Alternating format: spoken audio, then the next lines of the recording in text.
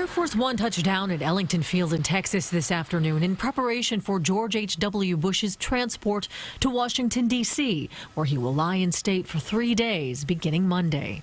The nation's 41st president died Friday night at his home in Houston. His family, including son Neil, was at his bedside. It was nice to see him pass away on his own terms, in his room, surrounded by family, and it was kind of a wonderful experience, truth be told. James Baker was Secretary of State and Chief of Staff during the first Bush presidency.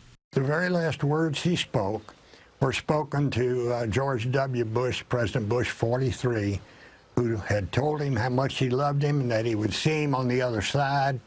And 41 said, "I love you too."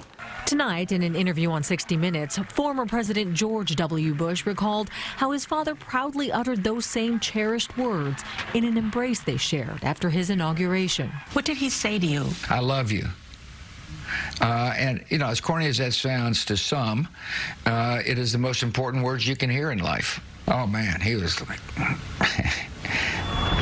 You know, my favorite story about all that is I just gotten sworn in, and Andy Card said, "Why don't you go down to the Oval and see what it feels like as president?" And I said, okay. So I went down, I was sitting down there, and just kind of taking it all in. And in walks Dad. So Andy had told Dad that I was down there, and he walks in. I said, "Mr. President, welcome." He said, "Thank you, Mr. President." 94-year-old Bush shared a strong bond with his children, as is evident in excerpts from his letters to them and a diary he kept for 57 years. The Bush Foundation released this video of Bush reading a letter he wrote in 1998. Dear kids, this letter is about aging.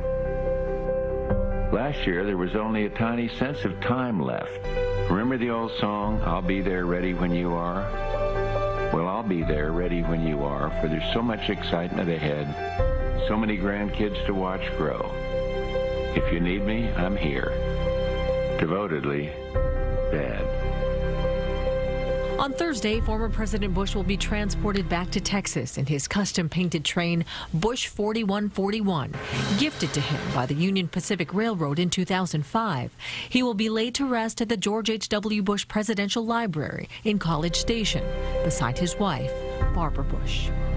The funeral for President Bush will be held at Washington's National Cathedral Wednesday morning. President Trump declared Wednesday a national day of mourning. Federal offices and the stock markets will be closed. Hazel, Sanchez, CBS 2 News.